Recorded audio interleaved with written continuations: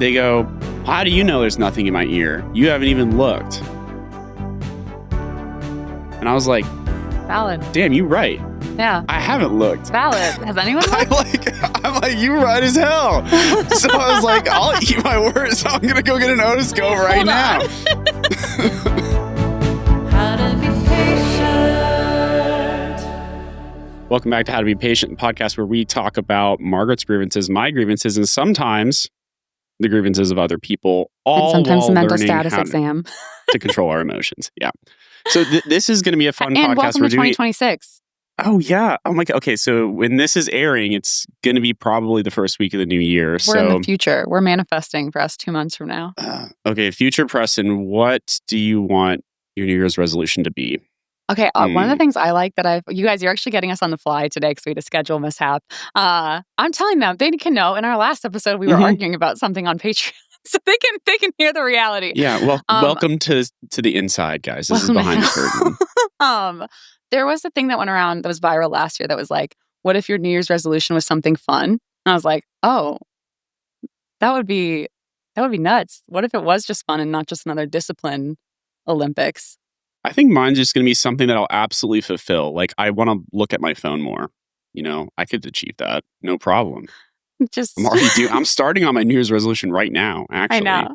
Just gluing it. Well, you should get the Google glasses or whatever. Then you can achieve it 24/7. Sleeping them, you eating them, you podcasting them. The meta glasses, dude. Oh, yeah, meta? That's my resolution. It's to destroy every meta glass that I come across. Just going to punch people wearing I don't know. He's a civil servant. I feel less and less the need to record things about my daily life. Bad thing for your influencer career. Really, it is. I think I'm more comfortable like recording things when they're staged. Mm-hmm. And I'm spending more time on a stage. I don't know if I've shared this yet on the podcast, but I'm taking improv classes. Hey. So it's all the purpose is just to get better at podcasting and be a therapist, I think. No, it's because I'm trying to rekindle my comedy self, and it's a good way to be silly and accept. I feel like you missed that part of yourself jokes. That was like really alive when you were doing the skits, and like it's not that you want to do the skits anymore, but that part of you that was like in creative flow was so precious to you, and you were so good at it, and that's your one compliment for 2026. Yeah, so maybe that's my New Year's resolution is to just like get in my creative flow. Yeah, be funnier. And to make it a SMART goal, it's going to be to get to Improv 301, the advanced improv What are class. you in right now? 101. 101? Intro to improv. Improv. Which, honestly, it's a good segue into the topic of today, which is going to be the neurocognitive. What? Are you going to ask me what mine is? Oh, yeah, right. There's a woman we need to ask her about her New Year's resolution. Yeah. Season 3. Men take note. Always ask women with questions. The reciprocity. Yeah, it hasn't gotten to me yet. It's going to get a man on the podcast every time. What is your New Year's resolution? I think I have been having some exciting conversations with a book agent and possibly a publisher for like a journal, basically. Like not a scientific journal, but like something based on like the bad art everyday style of like essay and then journal prompts.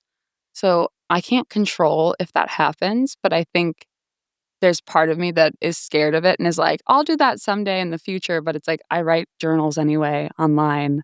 So I think trying my best to like show up well for any happenings with that and then just feel proud of how I handle the opportunity and not feel like I wasted the opportunity. To write a book. To like go to the meetings and like be like, here's the idea and the outline and like da-da-da-da. To attend the book meeting. Literally. Literally just to not be like, actually give me 10 more years and then I can think about it. Yeah, I mean, at some point, the moment will be right now when you have to write the book. So might as well prepare for it. Yeah, and it's not going to be like, the thing that's like proposed is not like, I'm going to write a 300 like page textbook on a literature review on something. Like it would not be that kind of mental load. So this one I think I can be not scared of. But so that's my 2026 resolution is be not scared of books. Okay. We're going to conquer our fears of books and we're going to be silly in front of strangers. Not a bad set of New Year's resolutions. So if you're listening to this while in the gym, for your New Year's resolution, that's a pretty fair one. Exercise is always good. Just remember, whatever you want in life is on the other side of being consistent. So just try to see it through, whatever you're doing. Fitness influencer side of you comes out every once in a while. It's coming out. It's like the Venom inside of me. Like, the funk music. Start bench 225, press it again. No, I'm a marathon runner now. It's what I do. I've changed. You ran one, right? Yeah, but hopefully I'll run a trail. 31 when is miler. The trail one supposed to be? When is that? When? It's November 22nd. Wait, that's so soon. So it's only 2 weeks, yeah. Oh. Are you scared? Yes. Are you ready for it? Are you scared? Your coffee machine broke, but... Dude, I've been running a lot on the road, and I'm like, wait, the race is on the trail. So I bought the trail shoes. I follow this guy, Andy Glaze, and he told me what kind of shoes to get. So what a name. Hopefully Andy knows what he's talking about. I mean, the guy ran the Moab 240, so I think he's got it. Have you ever finished a race in your running career that you've been like, I feel great about that, and that was awesome? Yeah, probably twice. Twice.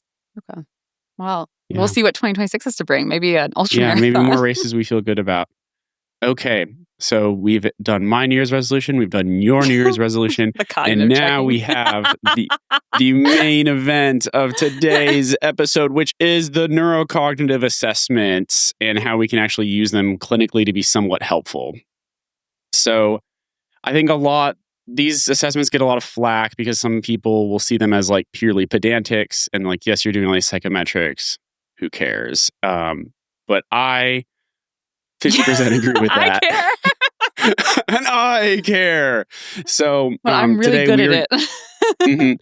We're going to be talking about in general, 5 main neurocognitive domains. There's a lot of different ways that you can split the neurocognitive domains. We're going to categorize them around executive function, language,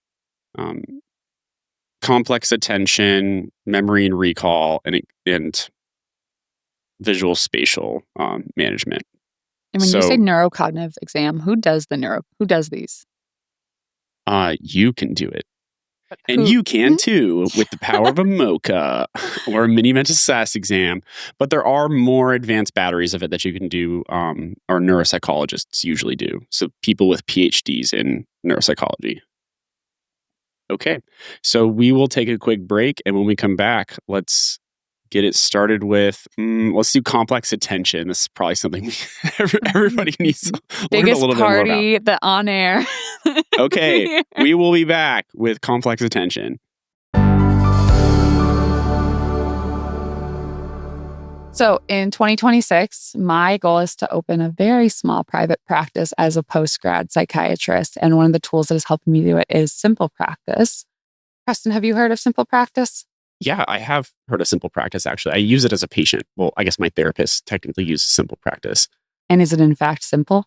It is very simple. It's convenient. Would recommend. Yeah. Well, from the therapist side, Simple Practice is an all-in-one EHR that is HIPAA compliant, high trust certified, and it is built specifically for therapists. So it brings scheduling, billing, insurance, and client communication into one place so that you are not juggling multiple systems just to run your practice, or if you're Preston's therapist, to see him.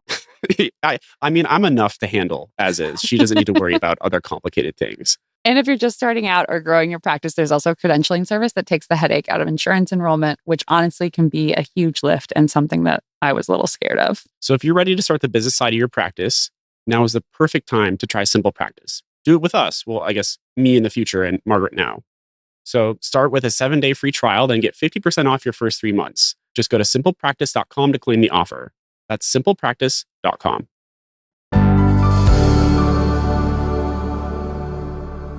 When you think about assessing attention or defining attention, what words come to mind? What is attention? Why is attention? Why does everyone want attention? Yeah. Including us. Mm-hmm. I think of attention, I guess, I'm just going to say things that come to mind. So I feel like I think about working memory, so the ability to hold bits of information while kind of manipulating them in the mind. I think about, in the ADHD sense, the ability to control and maintain where the sort of beam of attention goes versus the dysregulation of that. So the ability to listen to someone answer the question of what their New Year's 2026 resolution is. I feel like that was shade, right? Chat, was that shade? But good example. Please continue. That's like kind of like I think also it's like a complex overlapping of different functions, or I guess maybe not overlapping, but like if someone is experiencing chronic fatigue, or if they're experiencing the like kind of alarm signal in their body of acute pain, that might impact like arousal and alertness and ability to direct attention other places. But I wouldn't necessarily call that attention, but just things that impact, again, the control of the attentional beam. Yeah, like there are many processes that come together from various aspects of the biopsychosocial model that affect the final like mechanism or operation of attention. So I like the analogy you're using of the beam. I think about like a laser pointer almost. And maybe sometimes the laser pointer is like bright and it can focus on exactly what you want to, and sometimes it gets dim and kind of flickers. So when I think or try to define attention, I think about it as the ability to direct, sustain, and shift focus with volition, which is pretty much exactly what you said. And that's kind of how I would like divide them into like the three like subcategories of attention. So there's sustained attention, which is like how long can you like stay working on the thing that you're working on. Then there's selective attention. So that's your ability to block out distractors while focusing on the thing that you're trying to focus on. And then alternating attention. So your ability to kind of set switch between tasks or within a task.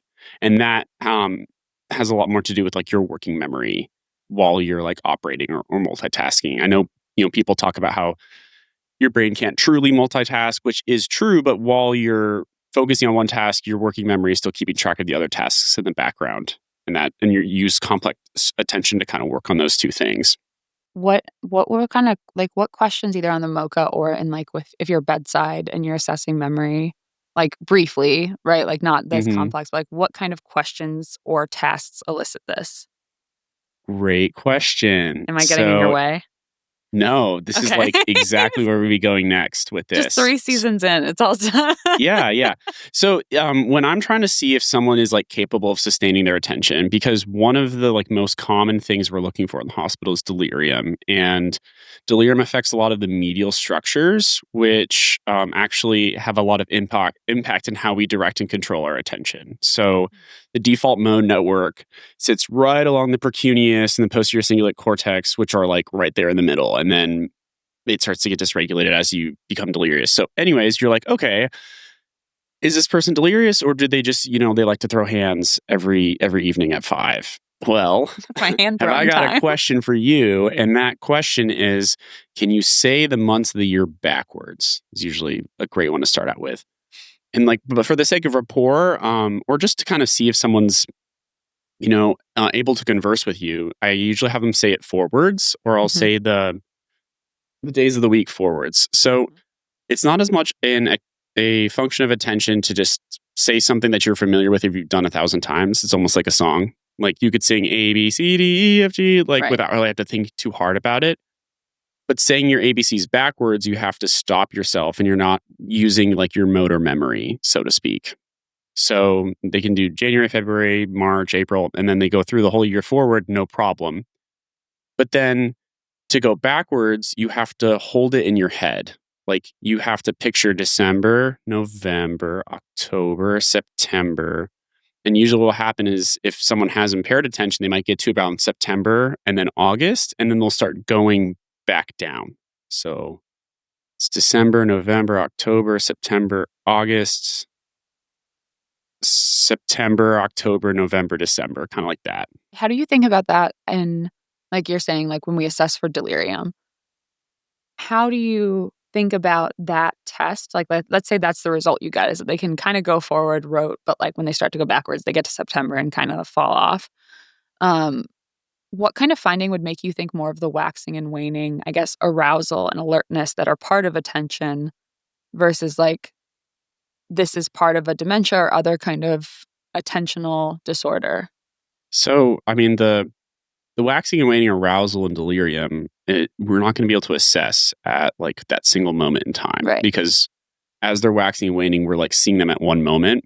Yeah. So I think regarding the arousal part, it's like, are you even awake enough to talk? Mm-hmm. You know, because if someone's just like, they're like falling asleep while you're trying to talk to them, you're not going to get a good attention assessment out of them if they're just like so sleepy. Because the other thing about being in the hospital is that people get tired. Yeah. Being tired and wanting to go back to sleep and not wanting to like engage is not a sign of delirium in and of itself. I guess my question is, how does the test help in the assessment? Like if it's like, I get we need to get multiple points to see if they're like kind of going up and down. But like if they do that, what does that say when you're at the bedside assessing for delirium? Or is it just like one data point and then you're going to check 8 hours later and they're very different in that data point? Well, even when these patients are up, yeah, they'll still do poorly on the attention testing. Oh, even if they're okay, so then the attention stays the same in delirium? Yeah, like their arousal's waxing and waning. Got it. But they're not getting back to 100%, and they're still going to be struggling with the attention testing. Huh. So that's where like this is helpful because you come in, it's 10 in the morning, they are up, they are engaging with you, and you're talking, you're like, things are going like pretty normal. Like, you know, all these answers at least sound superficially coherent, and they've like kind of explained away the conflicting situations of the night before. And then you bring on the attention questions and you're like, oh, there's still a lot of like difficulty with this. Another one that's really good is to spell world backwards. So if you're listening right now, I want you to just try to do that and think about how hard it is. So you really have to hold the word world, like picture it in your head, and then go DLROW. Like you can walk it backwards. Like I have to picture it every time I do it. That's a really challenging task to sustain attention for. So that's usually when we run into trouble with. I most of the time I avoid that unless people are like of a higher like college educated or higher level, because I think sometimes just like not a helpful test for people who aren't like particularly literate, and like there's no point in like making this an IQ test. Like it's really just to see like, can you stay focused on something? And then when you're doing the MOCA, the portions of the exam will be the serial sevens. So that the math part where you have to start at 100 and subtract 7 backwards because you have to keep holding something in your mind while you're staying focused on it. I hate that one in the emergency department. I'm like, I think they hate it in the clinic too. I don't think anyone likes doing math ever. So it's I would say most helpful in assessing for delirium. There are some patients with frontotemporal dementia that it might come through that they're like having trouble like sustaining their attention, and then in most forms of dementia, as it gets progressive enough, they're going to start to have deficits in all domains. So you'll see the attention portion start to wane off as well.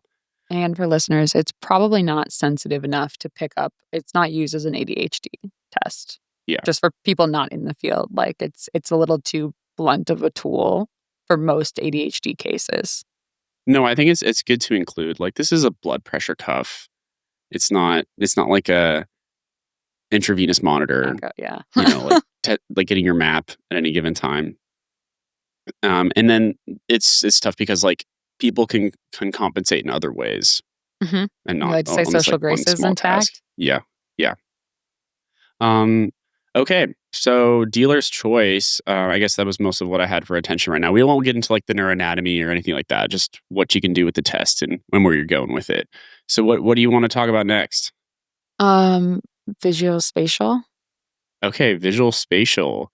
So this section of the MOCA is the cube drawing portion. How good are you at art?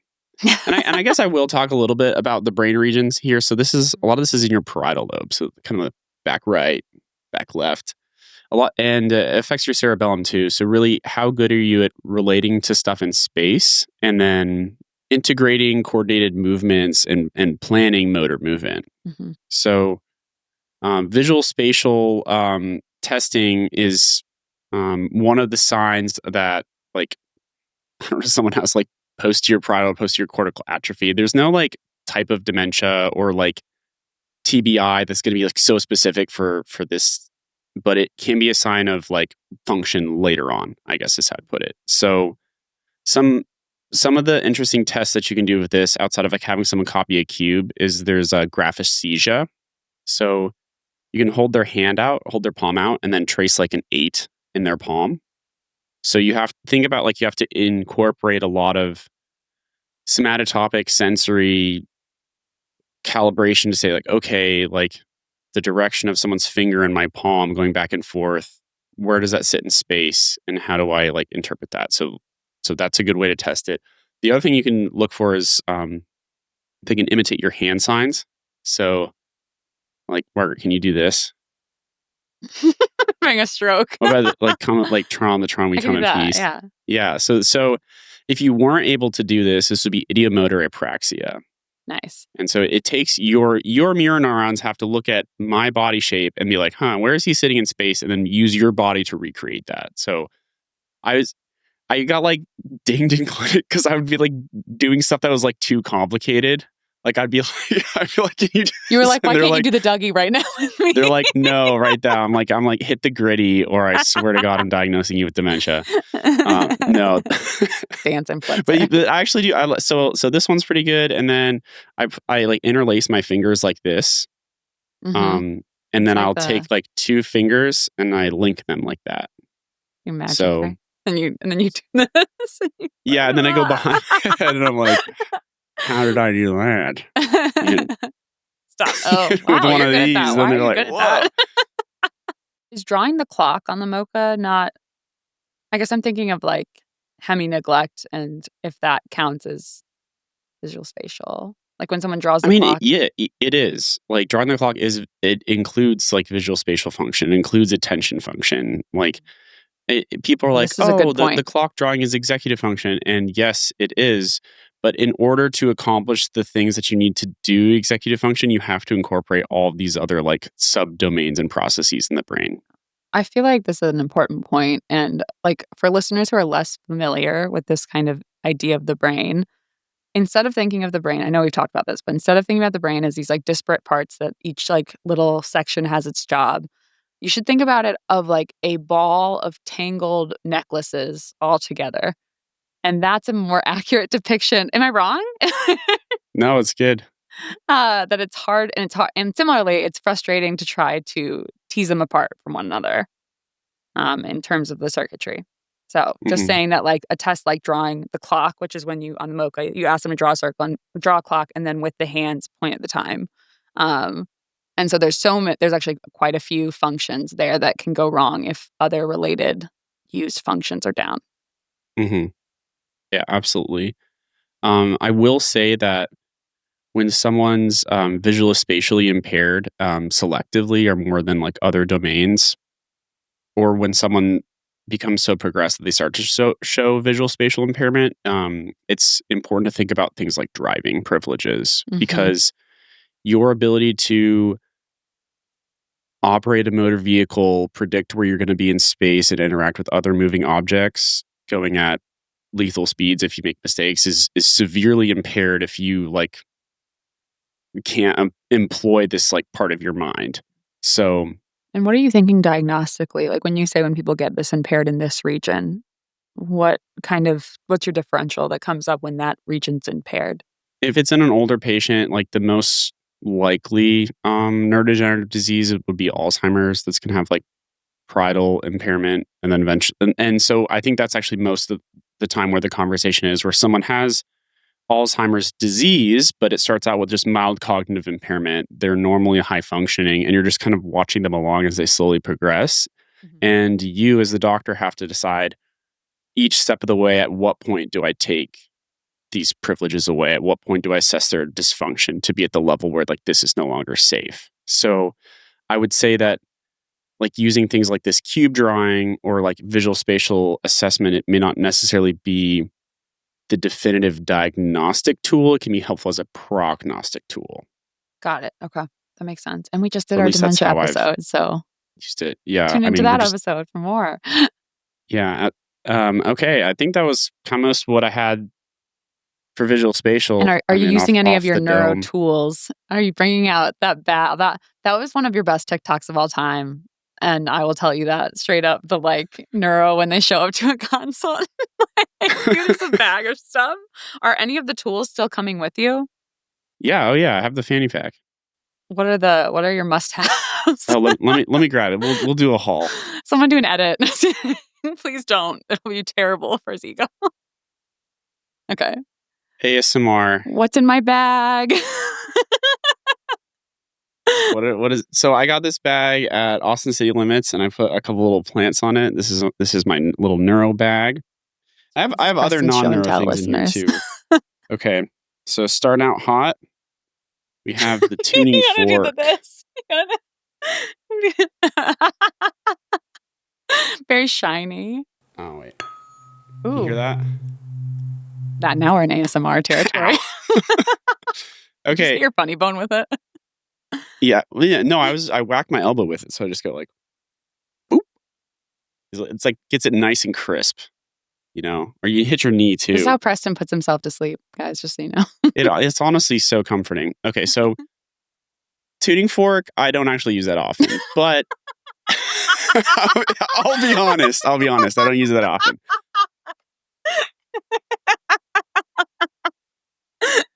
Sorry. Continue. If someone's having like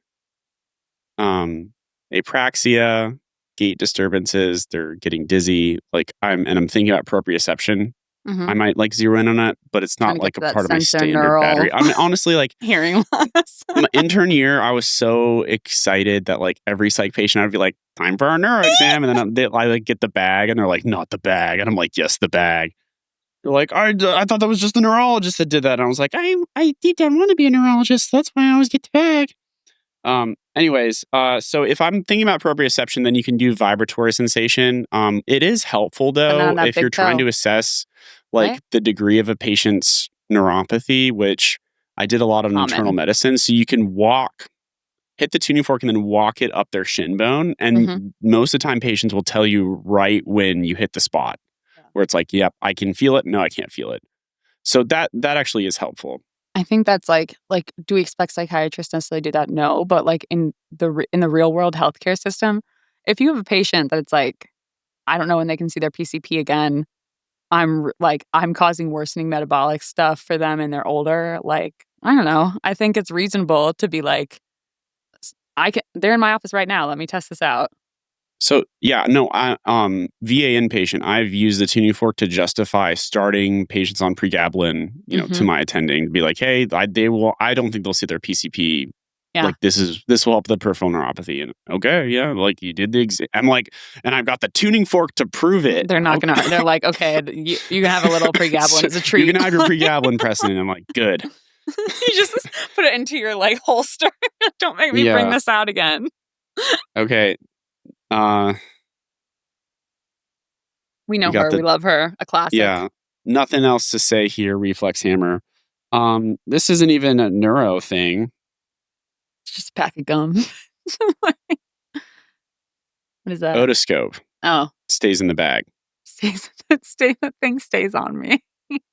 So this is an interesting one. So the reason why I got an otoscope was I had a patient one time, they had this delusion that there was something in their ear. And the CT scan was negative, ENT had cleared them in the ED, and then like they're coming out of the psych floor and everyone was like, there's nothing in your ear. And then I was like, yeah, so like you can keep talking about the thing in your ear. And they go, how do you know there's nothing in my ear? You haven't even looked. And I was like, valid. Damn, you're right. Yeah. I haven't looked. Valid. Has anyone looked? I'm like, you're right as hell. So I was like, I'll eat my words. So I'm going to go get an otoscope right now. Let me back the hell up. You're right. And I was gagged. Was there something in his ear? So not that patient, but I did have another patient who you're just looking in all sorts of. They kept complaining of having. Always makes me look at my ear. They kept complaining of having like hearing loss on one side, and people kept attributing to their delusions. And of course, me with my tuning fork, I smack and I stick it on his forehead. So I do a Weber test and it goes right to the ear that he was having hearing loss. And I was like, this man's got some bone conduction. Oh, I just know you felt like Dr. House in that moment. I know you felt better than everyone, and I don't blame you. Yeah. Turns out to get rid of the voices, he had been shoving wax paper into his ear and had like blocked it completely. Yep. So we were like, well, there's some bone conduction. Look inside. You're like, there's just a lot of something in there. Took him to ENT, got it all removed. Like they walked him up to the clinic and then walked him back down. And then they came back and he had a whole list of like proper ear care. So like while we're still dealing with the delusions and everything, I was like, what are we going to do about your ears? And he's like, no Q-tips, only mineral oil. I'm going to wash it in the shower. And I was like, hot dog. This guy's got some good ear hygiene. So that's all I have for the otoscope. And then I used to have a feather because I thought it was funny because it was like light touch. And then there's the pen light. All classics. And then there's like also festival stuff in here. So sunscreen and earplugs. Yeah, they're like, I'm just picturing like, yeah. So I go to see the psychiatrist and he does the weirdest things. He makes me like take my socks off and he puts this vibrating hammer on my feet. And then he always looks in my ears and then he asks if he can sunscreen my back. It's very odd, all the things he has in his kit. and then he puts in earplugs when I start talking. Doesn't make any sense. Okay, where were we? Well, thank you for that brief intermission to go over Preston's neuro bag that I take on call. We were moving on to the next neurocognitive domain, which I'm going to go with language because we like language and we like to yap. So let's talk about how we assess language. And we've already kind of gone over like the aphasia episode. Yes. SLPs, we are working on it. Our SLP listener base, we are working on it. Yeah, we will not belabor the aphasias too much. But when you are assessing language, there are a couple like things to divide it into. So you can test for fluency, and I usually do that in like two subcategories. I say like I came up with this myself. It's usually tested for in two subcategories. So there's like the semantic fluency and then there's phonemic fluency. So semantics meaning like the details of the schemas that something lives in. So a semantic fluency test. Margaret, are you ready? Yes. How many vegetables can you name in 1 minute? Go. Green beans, broccoli, asparagus, bell peppers. Drew Ramsey would be crushing you right now. He would be. Kale. He would be just like fucking rattling them. Onions, garlic, turnips, parsley, leeks. Do herbs count as vegetables? Yeah, fine. I mean, they're plants. I don't know. Okay, if herbs count as vegetable, then oregano counts, mint counts. Okay, that's good for now. Lemon balm. Listeners, as you can see, Margaret is relying on her like vegetable schema now, things that are like edible and plants and not fruits, and then she's able to kind of like navigating through that. Now we're going to switch it up, and I want you to say all the words you can think of that start with the letter C. Okay, now to go? Yeah. Now, go. Cat, cart, cougar, calligraphy, Calvary, Calgary, countess, count. Did I already say cow? Cow. Mm-hmm. Cool. Okay, and that's good. So you see how like a lot of those things, they weren't really that related to Calgary, cow, countess, calligraphy. Don't you hate saying that my vocabulary is the same when... Yeah, well, no, you do a good job. Like you're actually doing a great job of like exemplifying, like activating your different lexicons. Because I have a patient with the B words. He just goes like bifocal, bicentennial, biannual, bipedal, bifid, and I'm like, well, like, not wrong. I mean, I'll call that a workaround. So you want people to be pulling from different kind of, like, why is that a workaround, or is that not tested? Is that not tested? Well, I mean, you're hoping to test someone's like phonemic lexicon when you ask them that. And phonemic means it means like the like the actual syllable, like the sound of the word itself. And like when you're thinking about like what your brain can make words from and what sounds, you have your like list of letters, and it's like, okay, I've organized them by like sounds, like and like in your like little dictionary in your head, the S sounds have like lists of words. So that's what I'm asking you. What are all the S sound words? But then also in your head, you've categorized things by like things that are tasty, things that are dangerous to me, things that are verbs, things that are nouns. And I'm asking you to like tap into one of those categories. Oh, got it. So we're trying to see how well you can access your like different little wells of information. Got it. Okay, can we make you go? Yeah, sure. Okay, Preston, you have 30 seconds. As many words that you can think of that start with the letter M. Manage, meticulous, mundane, minute, modicum, massage, massacre, meet, many, manipulate, municipality, monarch, monopoly, Okay, mood. you're good. Oh, that was kind of fun. I Isn't like it that. kind of fun? Yeah, it is. Okay.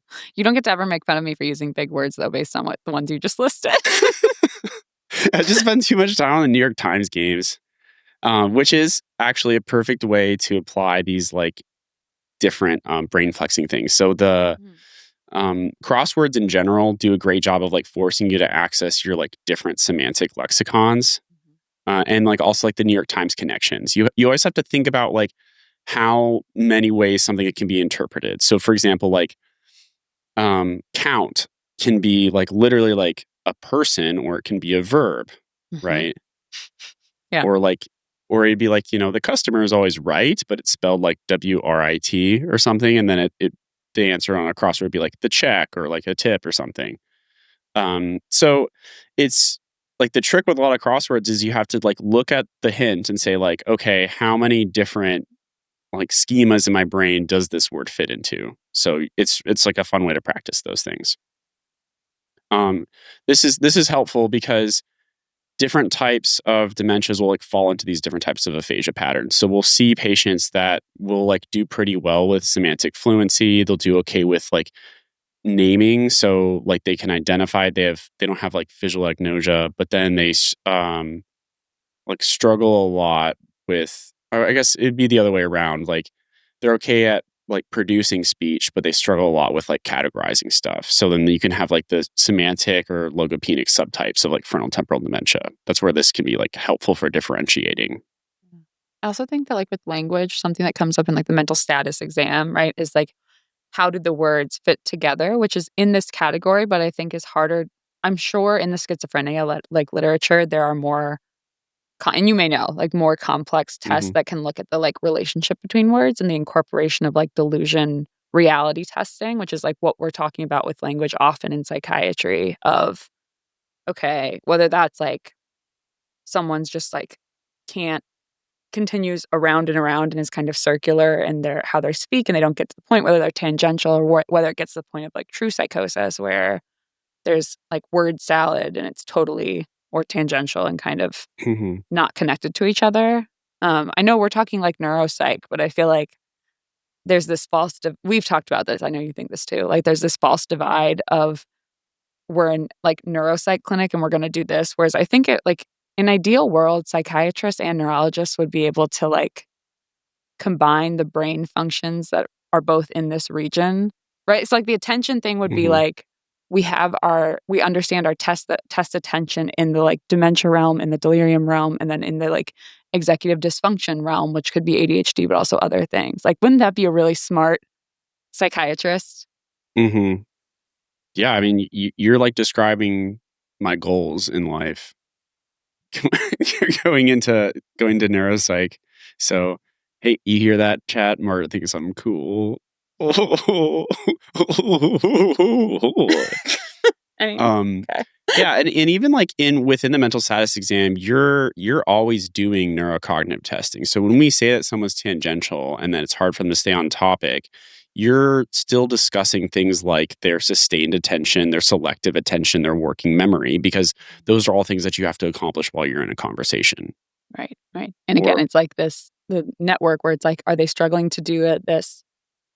Like which part of the stream is interrupted that is making this error come out? Like if it's like they're hallucinating another person and voice in the room that they're listening to, very different than someone with like an aphasia from a stroke. Yeah, absolutely. The other part of language that I always want to include is social language. So being able to identify and respond to social cues appropriately. So the lateral occipital cortex and the thalamus, the amygdala kind of work together for facial recognition. So there's like the fusiform face area or something, which is like a very specific part of your brain that is designed just for like identifying human faces. It's like that ingrained in who we are, that like we're going to try to recognize like who a human is and what a human is. So that works together with our emotional processing centers. A lot of that is done in like the orbital frontal cortex. And then we kind of make decisions or also feel emotions based off of our interpretations of other people's emotional expressions. So, which is, it basically was like the mirror neurons, so to speak, that you were taught about in like Psychology 101. This is like helpful too, though, because when you're trying to look at how people respond to or think about other people's emotions, can kind of give you like an idea of like what type of disorder they may fall into. So one example is like antisocial personality disorder, or like, I know this isn't the DSM, but like psychopathy. As a define concept. Psychopathy for people. So it'd be like someone who is a psychopath, I think, is someone who's like incapable of like feeling any kind of affective empathy for another person. Like biologically, they don't have any like amount of affective empathy. And affective empathy meaning like feeling with someone. Like you see someone who is sad and you genuinely feel sad too. Right. So people with that condition may go on to develop antisocial personality disorder because they don't have any, like, why would you feel guilt or remorse if you don't have any like negative emotions that happen when like someone else is being tortured? So there are some like cases where they'll use MRI to look at patients like that, and they have underdeveloped or thinning of the orbital frontal cortex. It makes you wonder, and I know our listeners are smart, so someone might be able to cite a study to me on this, but it makes me wonder about like what is activated, like in terms of human socializing, what is activated when people only know each other out, like your loose relationships with people you work with. If you only see them on Zoom, is that part of like why Zoom feels fatiguing? Is like part of the like lack of total, and this could be not true, right? Like this is a hypothesis. But like what that is, and I'm sorry, this is tangential, but I do think it's interesting regarding this like concept of, and since I work with kids, like how people develop during COVID, like can you assess that with some tests in our battery? This is outside the scope of what we're talking about, but dude, I don't know. That'd be interesting if, I mean, we're talking about using EEG to measure brain activity for, things like your brain on and off, ChatGPT. I wonder if you look at the social recognition parts of your brain with an EEG, like in person versus on Zoom. I imagine it's just harder, and that you don't activate as much like emotional reactivity and affective empathy when you're not in person. That's my hypothesis, ultimately. I think also, like, we're talking about empathy, but like there's a component of empathy or feeling with that has to do quite a lot with just the feeling of liking someone, liking being with them. And if that's blunted, although there's probably things that are enhanced for people who are like have sensory needs, other things that they can control more of it. So anyway, this is a tangent, but I think it's interesting. And because of COVID, we all transitioned a lot of things onto that we kind of don't know what that's doing to our brains in the long run. Yeah. How can I be in this Zoom session with 30 other people and feel so alone and look around and be alone? Crowded. Yeah. Whoa. Yeah. Yet I'm at a social. I'm at a pre-interview social. How can this be? It makes no sense. Those are torture. The word social is in the name. It's right there. on the title of the Zoom that ends in 3 minutes. Yeah. So, and then with other conditions like autism spectrum disorders, so affective empathy can actually be much more intense. So when you see someone who has an emotion, you may feel that emotion much more intensely.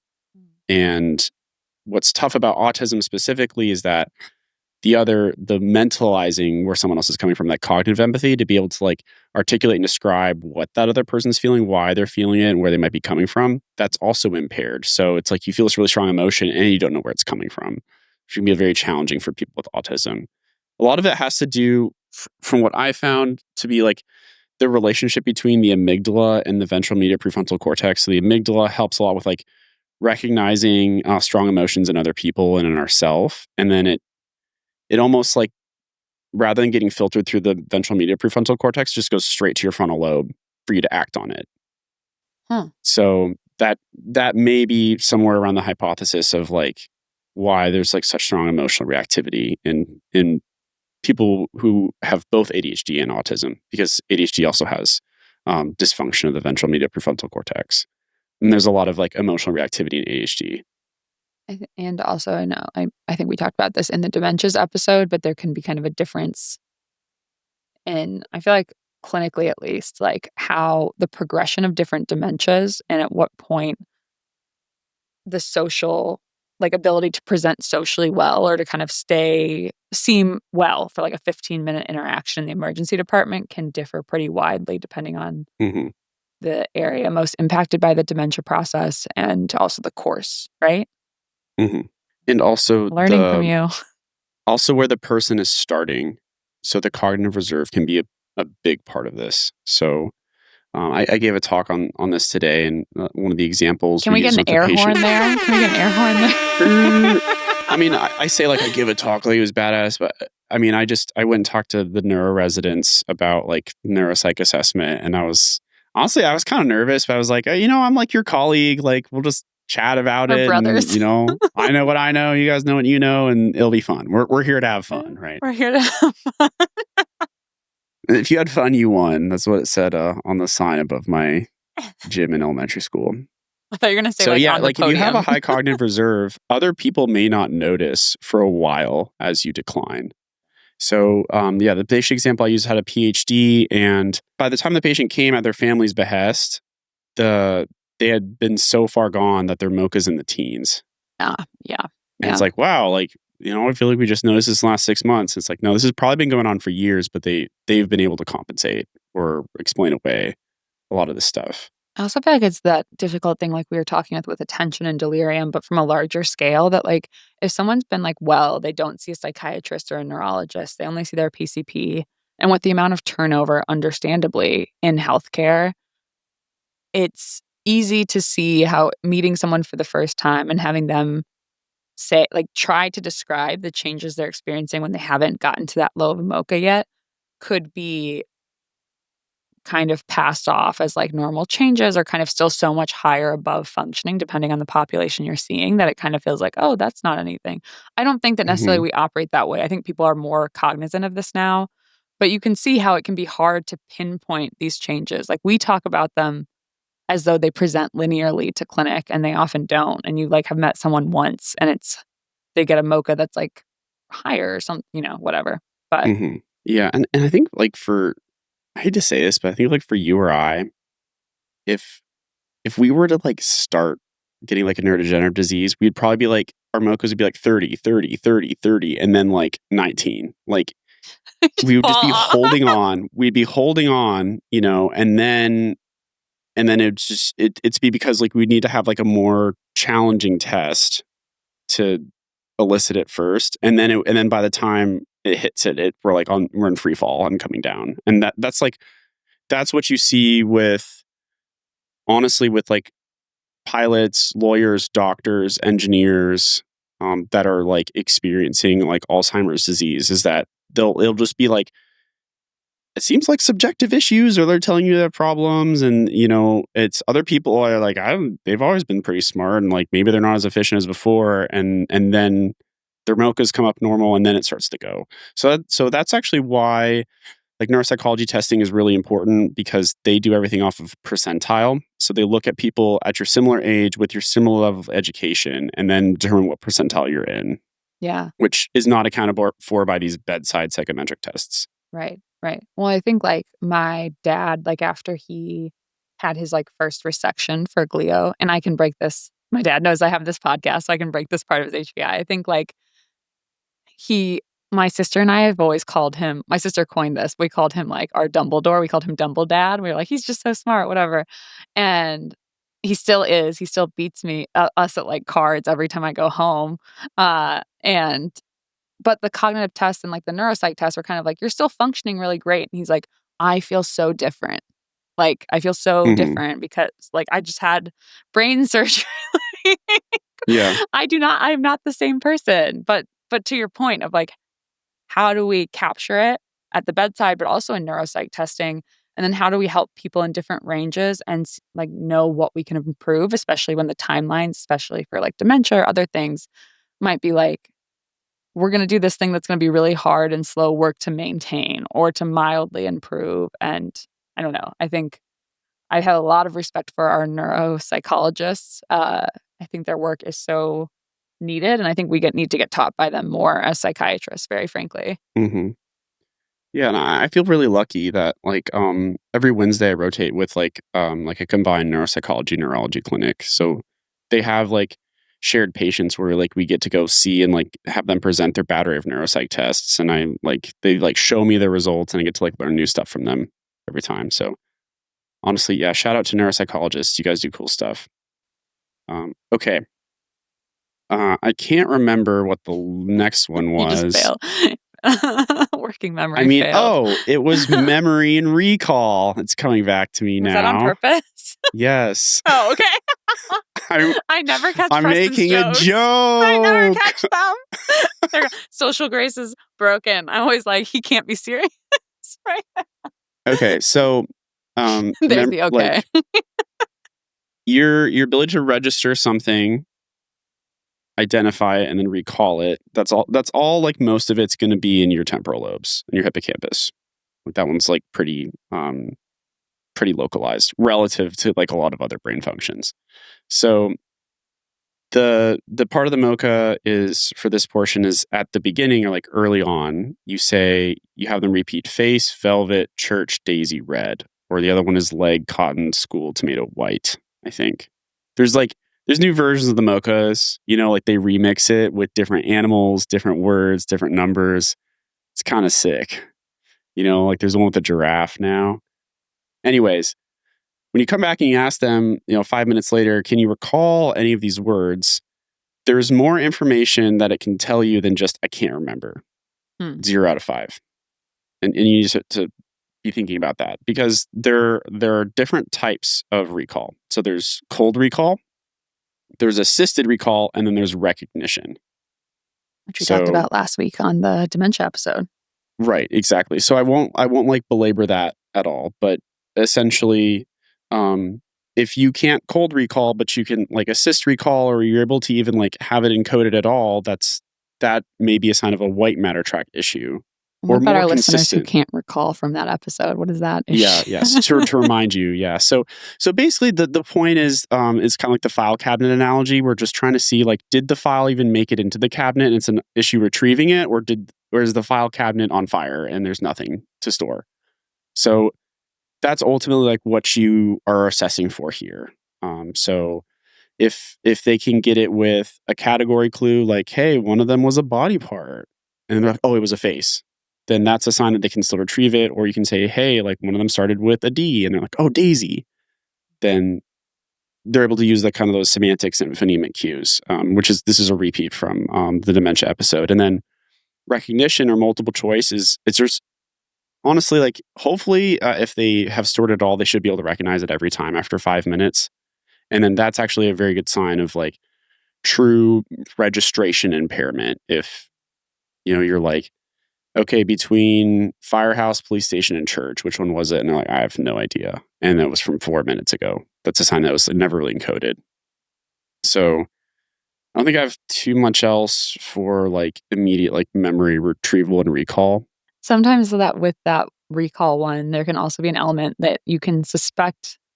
It can be an effort test sometimes. So, like, unless someone is super impaired, and I'm not saying there can't be, esoteric cases where there's like some very specific thing happening, but if someone can do everything and you've heard them talking while you're outside the room and they recall X, Y, and Z that you said a week ago, the likelihood that they truly cannot recall something from a few minutes before, again, not a slam dunk, but it makes you think, like, how seriously do I take the entire neuropsych exam we did on some of these when it's like, I'm pretty sure that you actually have more than that, and that like you're kind of throwing in the towel on purpose a little bit sometimes. Yeah. No, really though. Like sometimes I'm like, okay, what were those words? I don't remember. Do you want to try? No. Not even a little bit. What if I want to try? Come on, like just try to think of one. Nah. Actually, I've never heard anything you've said. Okay. This is also me working with teenagers. To be honest, I wasn't even paying attention when you were talking. Nothing you said has ever meant anything to me. You were saying like, repeat these 5 words after me, and I was like, who ordered the Yappuccino? Good Lord. And then I just started, thinking about other stuff. And I'm like, okay, well, just... and that specific radiation is kidding. Yeah. It's like, actually, we're gonna pivot here. Yeah. One more? Yeah, so executive function. Oh. This is like classically the clock drawing test. And really, executive function it's the culmination of cognitive processes that help an individual plan, organize, and accomplish purposeful activities, like what you need to execute. So to draw a clock, you have to plan the size of the clock. So you're picking like how big you want the clock to be. And then you have to also plan how far apart you want to space out any of the numbers. And then you have to orient the hands, all while thinking about like what the time of the clock is going to be. Mm-hmm. So that's a good way to like immediately kind of like combine all of those tasks together. Executive function isn't like one I really do at the bedside too often outside of like clock drawing, I guess. Mm-hmm. But I do get into it a lot in the history. So this is one where we also talked about this more in the dementia episode, but like looking at people's instrumental activities of daily living and activities of daily living. Mm-hmm. I think one of the greatest tests of executive function is cooking at home, because you quite literally have to plan, organize, execute, and accomplish multiple things that can burn. So that's usually like if I'm trying to get an idea of someone's executive function, I love to start with cooking. Mm-hmm. Or just who does it, if they like to do it, if they could do it, like walk me through like how you bake a cake or something. But then outside of that, like how people do in their career is a good, I think, proxy for executive function. So, and I think especially in like a lot of higher functioning people, that's going to go well before any of the instrumental ADLs do. So, mm-hmm. like we were talking about before, someone who is a lawyer, they can probably keep accomplishing their instrumental ADLs for a long time, even with like progressive impairment. But it's where they'll first notice it is like, I wasn't able to keep up on top of cases like I was before. Yeah. I was going to give you an example of this. Like my dad wasn't retired right after he got sick, but like he plays this game called Stratomatic football. He's gonna laugh. It's this football game from like the 50s and 60s that is just physical card games. He couldn't play it anymore because he had less executive function, basically, or maintained attention. And so he created this massive Excel spreadsheet that he then printed and put onto individual cards that he keeps in a box as like an executive function support. Wow, like an executive function crutch. Yeah, but he like wouldn't have needed that before. But so I feel like also that can be a sign that it's like people have been functioning at something for a long time, and then all of a sudden it's starting to seem like they have to use other strategies or things they've not needed mm-hmm. to do before. And like to your point, these like highly effective people will be good at trying to come up with crutches, kind of, which is great, mm-hmm. but also something we should think about clinically of like, why are the crutches now needed? Mm-hmm. Yeah, exactly. And then the signs too, clinically, even if people are in denial or lack insight about their decline, it may be, my boss hates me, so they let me go, or I decided it was time to retire. There are times where it's like, I was worried I was a liability, which is why I wanted to retire, but it's across the entire spectrum. And so from the outside, you just have to look at the facts like, okay, fact number 1, like they're no longer working. Fact number 2, they're having trouble with solvency. Their interpersonal relationships are suffering. And then you have to kind of take those explanations with a bit of a grain of salt or look into collateral. Well, I'm going to also compare this to like, especially an outpatient. This is why we don't tend to make diagnoses of like dementia or other kind of neurocog things unless it's a slam dunk and obvious in the inpatient setting or in the emergency department, which is the point that you made earlier of like, this is one snapshot. I'm going to draw parallels to psychoanalysis or psychodynamic therapy, which is like, just because someone says one time in therapy that they're like mad at their parent doesn't mean their entire like structure or schema of being can be diagnosable as like interfamily issues, right? And similarly, if a person has one snapshot clinical interaction, like point of this is that you don't have to. We often don't and can't capture everything in those one snapshots. We just need to not go to the other direction, which is like that first snapshot is definitely correct and got everything. It's like kind of like holding this middle zone of here's my hypotheses. Let's see as I get to know someone over launch. I mean, unless your experience with that has been different, but that's even with my patients who are more neurocog and adult, it's like, okay, we need to be really thoughtful the whole time, but we also shouldn't jump the gun, I guess, and thinking we can get everything in one snap. No, absolutely. It's like a scratch off ticket. You don't know if you won the lottery just by unscratching the first thing. You got to be patient. You won the lottery. Yeah, the bad lottery. But no, you have to check yourself and not be complacent. And you're just working with different levels of suspicion, but they're all kind of being pushed and pulled in different directions. And like there are cases where, someone like if someone does get fired and have interpersonal struggles and they're not functioning as well and they're struggling with memory, that could just be depression. And then all those cognitive impairments start to turn around when you treat the depression. So at the end of the day, all you're able to do with these like neurocognitive tests is just see where someone has deficits, and those are the facts that someone has deficits in these categories. But as to what is causing those deficits is for you, the clinician, to develop hypotheses about and then test those hypotheses and not be presumptuous or complacent in the conclusions that you come to. They may have wax paper in their ear. Yeah. Like, how are you going to know if you don't look in the ear yourself? Did you go to work and talk to their boss? Maybe their boss does suck. For real. That is always a possibility. For real. So you gotta hold space for both. So that really wraps up executive function. The game actually that I play that uses my executive function outside of Apex Legends is Manor Lords. Shout out to Manor Lords. Every time we film, I learn another thing that I would have bullied you for in high school. Hey, just kidding. I didn't bully people in high school. There are hundreds of thousands of people on that subreddit who will come to my defense. You're gonna come dox me. Yeah, they're all lords. So basically, you have to like manage this feudal town, and you have to like assign people to chop wood or to grow vegetables or to collect berries. And then it changes throughout the seasons, and you have to divert resources. And people, if someone's not working, they're not producing. You know what I mean? So you could have populations of hundreds of people, and you need to be tracking on what everyone is doing. On top of that, you need to make sure that people are in proximity to their work, right? So like you don't want someone trekking across town to go, collect wool or something. You want the guy living close to the sheep farm doing this.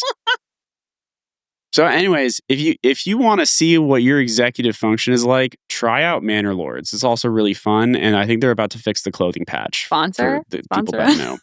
Podcast. You can catch the next part of this on Patreon. It's patreon.com/howtobepatientpod. Thank you so much for listening. This was a fun episode for us to do. Check out the Patreon if you want the bonus segment. Yeah, Margaret is going to surprise me with the bonus segment. It is. I'm not quite sure what it is. Role-playing. Oh. Don't. God, no. Not like that. If you like these kind of off-the-cuff shows, I'm sure we can produce them very quickly, or we'll talk and you'll listen. That seems to be the exchange that we got going on here. If you want to see more of us, go on Instagram and TikTok at Human Content Pods. I'm always at It's Presro on TikTok and Instagram. Margaret's at Bad Art Every Day, where she makes good art most of the time, medium art sometimes. And you can find all the episodes in video on either Spotify or my YouTube at It's Presro. Shout out to everyone who's leaving all of the nice comments. I don't know if I have any good comments. Oh, this is one. Margaret has such a calm and interesting approach to any conversation. I love hearing her takes. Heart. Though I'm still going to miss seeing Preston, usually Roche, and Margaret's dynamic for the time being. So this was a comment on the religious trauma and broader visions of spirituality and healthcare episode. Don't worry, guys. I've been trying to get Preston to do a solo episode the entire time we've had this show.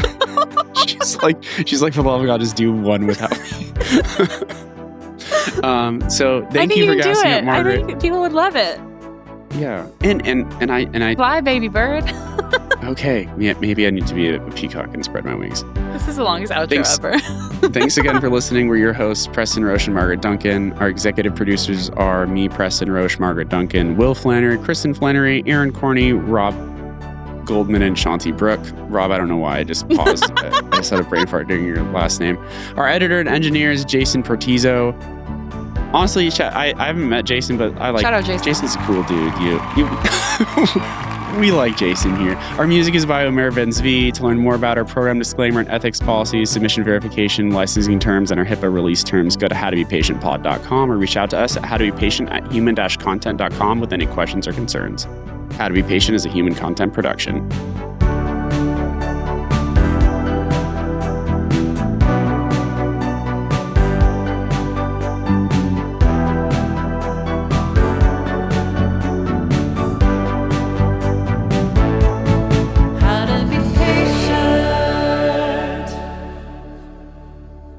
Thank you for watching. If you want to see more of us, or if you want to see, this is Lilac, she's my cat. She's going to be waving her hand at one of the floating boxes, which will lead to more episodes. Lilac, point to the other episodes. Lilac doesn't know what the internet is, but I swear they're there. They probably exist for real. But in the meantime, I'm just going to pet Lilac, and then I'm going to go dance in the background.